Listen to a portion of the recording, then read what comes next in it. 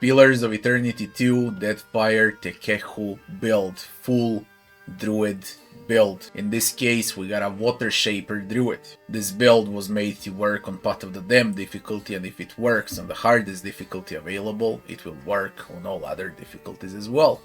Let's not waste time, and let's go.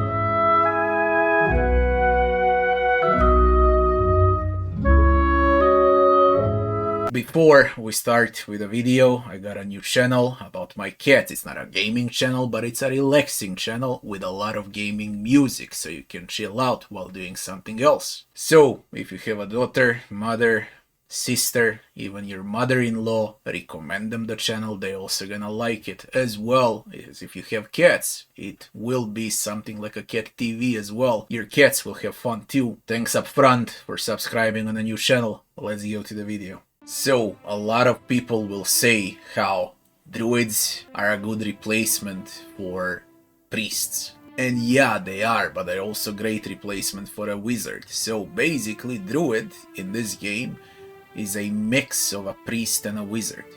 That's what the druids are. Tekehu is no different. You can play him in a lot of different ways, but I truly believe that single class druid is far more powerful than any multi-class that has druid in it. Why? The reason is very simple. Druid less tier spells are just way too good to skip. One of the top 5 spells in the game belongs to druid. Tier 9 spell. Later about it. Let's begin leveling up Tekehu. You got 2 options for Tekehu. It's either Arcana or Alchemy for the active skills, or it's Metaphysics or Religion for the passive skills. In this case, we're gonna go with Alchemy Tekehu, and we're gonna go with Metaphysics Tekehu, and we're gonna max those 2 out until the end. You're not wrong if you go with Arcana to use scrolls with Tekehu as well. Depends on your team's setup. Let's begin with leveling. The very first thing we're gonna learn on Tekehu would be Nature's Vigor. So we want plenty of buffs in this case for Tekehu. After level 3, we stick with Alchemy, Metaphysics, we say next, a new tier opened up. Tekehu is a Watershaper, so we're gonna focus on freeze damage, and we're gonna take a Wild Strike freeze in this case. And from the active skills, or better to say spells, we can go with a Woodskin or we can go with a Moon's Light. It doesn't matter, to be honest, you need to have both at some time, so let's start with a Woodskin. To level 4, we stick with Alchemy and Metaphysics. Now we're gonna take the Moon's Light, and we say next. Now, as far as weapon proficiency goes, all you need are magical implements on Tekehu, so we need to learn Scepters, Rods, and Wands. It doesn't matter in what order. On level 5, we're sticking with Alchemy, Metaphysics. What we're gonna learn from this tier is Nature's Balm, and we're gonna take Starting Concentration with Combat Focus. And we say next. To level 6, Alchemy, Metaphysics. Now what we're gonna learn will be One-Handed Style, and we say next. To level 7, again Alchemy, Metaphysics. And now what we're gonna learn is gonna be Moonwell. We want health restoration and all defenses. As I said, buffer Tekehu. Why do we play like this? This is a Mega Boss build Tekehu, the most powerful version of Tekehu in the game. So, the most powerful version is not actually the damage dealing spells on Tekehu, it's pre-buffs. So we're taking Moonwell, and we're gonna take Greater Wild Strike Freeze. We're gonna upgrade the Wild Strike Freeze. Next, to level 8, Alchemy and Metaphysics. We say next. And now we're gonna take Spell Shaping, and we say next. Now we're gonna learn Scepter for weapon proficiency, and now he's got Quarterstaff and all magical implements, and he's basically good to go. You don't need any other weapon proficiency on Tekehu anymore. On level 9, we go with Alchemy, Metaphysics, we say next. Now we're gonna skip all of the spells on tier 5, and we're gonna focus on passives. What we're gonna take now is Penetration with Water attacks, Secrets of Rime, and we're gonna take Penetration with Heart of the Storm. We're slowly preparing Tekehu for the late game build, and we say next. On level 10, Alchemy, metaphysics, we say next. And now we're gonna take action speed with spells, and we say next. Level 11, alchemy, metaphysics, next. New tier opened up again. We don't need anything out of this tier, but what we're gonna take now is the fire penetration. As I said, we're slowly preparing Tekehu for the mega late game. On top of fire penetration, we're also gonna take improved critical. Up to level 12, alchemy, metaphysics. Now we're gonna take spell resist. We say next. Weapon proficiency, it really doesn't matter, take whatever you like. We go with alchemy, metaphysics, level 13. And now comes the time to take weather the storm. Very good spell, extremely good spell, especially against harder enemies and mega bosses. It's a huge AoE with a lot of armor rating on different elements. And now we're gonna need empower as well, maximum empower on Tekehu. That's the entire point of this build, empower Tekehu. The very first empower that we're gonna learn is accuracy, of course. We want to hit with empowered spells. Now we say next. On level 14, alchemy, metaphysics, we go immediately for penetration with empower. Now we say next. Level 15, alchemy, metaphysics, we say next. And we're gonna take damage with empowered attacks, potent empower. Level 16, alchemy, metaphysics, next. And for the level 16 now, we are upgrading Wild Strike Frenzy Freeze final level. We're gonna give Tekehu some HP with tough. Weapon proficiency doesn't matter. We go next, level 17, alchemy, metaphysics. Now what we're gonna learn is 20% range with spells. Why? Because we're preparing for tier 9, we need range with spells, it's extremely important. Alchemy, metaphysics, next. And now with empowered attacks we go with a lasting empower to level 19.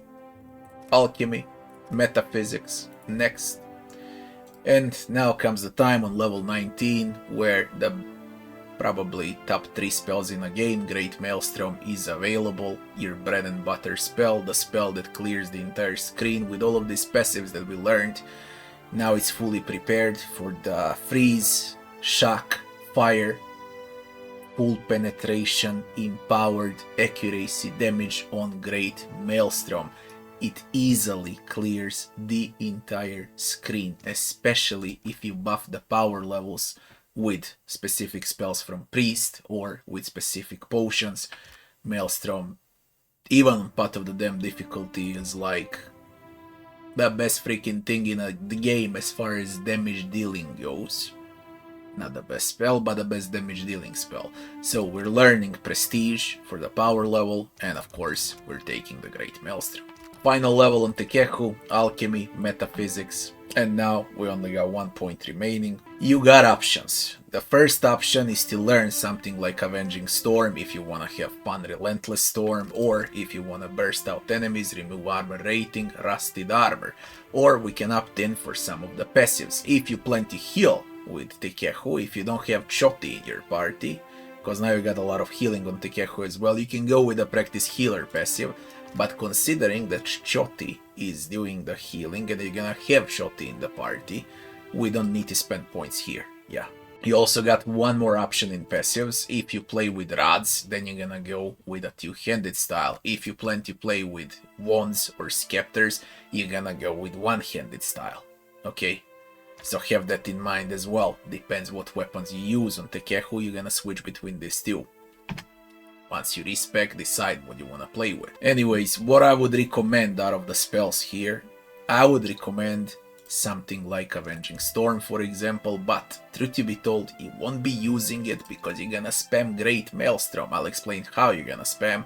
It's not a single usage of Great Maelstrom during the combat, it's multiple usages as long as you have a cipher, yeah. So, I would advise with a Rusted Armor, try and remove armor rating out of some boss, because it's useful because of the other companions, okay, so they can breach through armor as well, not only Tekehu. That would be the build for Tekehu and how it's supposed to look like. For the final weapon proficiency, it doesn't matter. Let's see how do we play Tekehu and what do we do with Tekehu. Usually you wanna deal damage with Tekehu. Early on in the game you're gonna use most of his spells, okay, damage dealing spells, buffs, pre-buffs, Moonwell, healing, wood skin, defend against elements, remove armor and so on from enemies.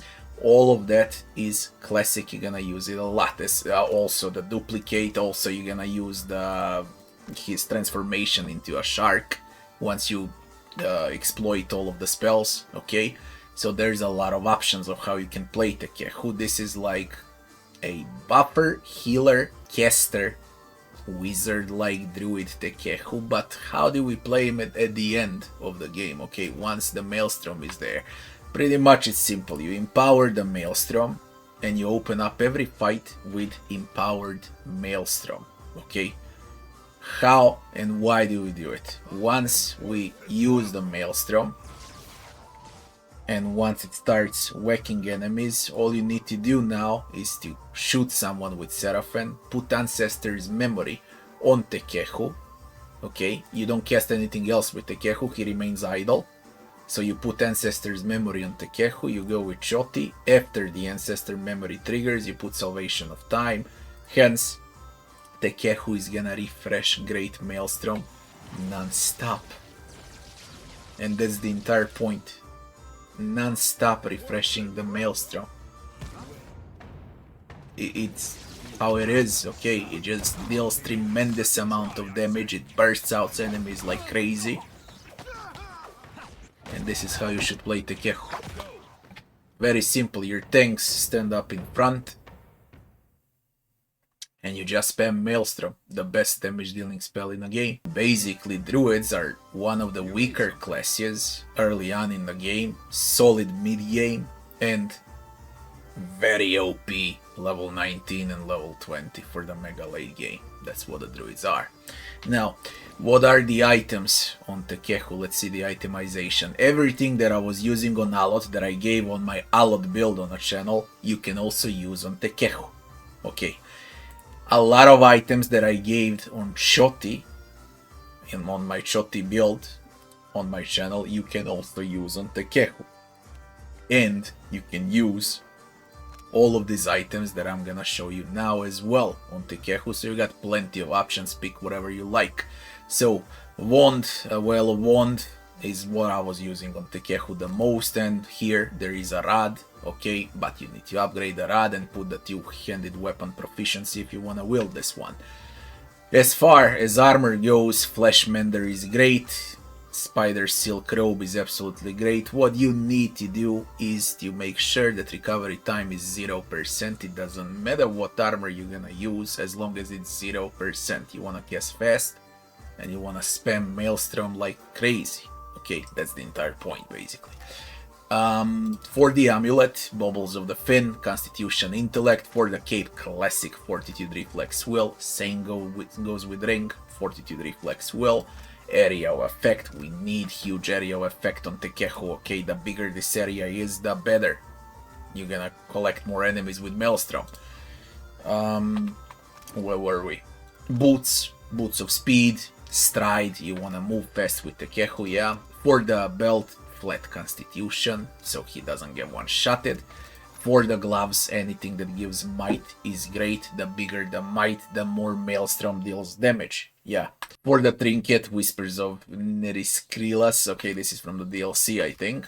And that's about it. Basically, I told you how to use Tekehu proficiently. Now, when you should use Tekehu, should you use Tekehu during the campaign until you're level 19? You can, but he's not as OP as others. Okay, especially with the build I gave, because I gave a constructive build for the end game. But then again, he's quite good. You got Chill Fog, you got Boiling Spray, you got a very good Watershaper spell, Ocean Burst. You can spam this a lot as well, it deals a lot of damage. So I can't say that he's bad, he is mediocre, a bit above mediocre, till level 19, and then he gets extremely OP, especially in combo with Seraphim and Joti. He becomes unstoppable with spamming this freaking thing that deals insane amount of damage in a long period of time. You can also stack them up, which is also hilarious. You can have like 2 or 3 Maelstroms triggered at the same time on a screen. It just bursts everything there is. That's how OP it is. And they won't change it, because this is like 7 years old game. Yeah, all the patches are done, so enjoy the best spell in the game on Tekehu, and I can easily say the best build on Tekehu for this spell and for this entire party and the team setup. If you enjoyed the video, don't forget to like, share and subscribe, and I'll be seeing you on the next one. Thanks for watching.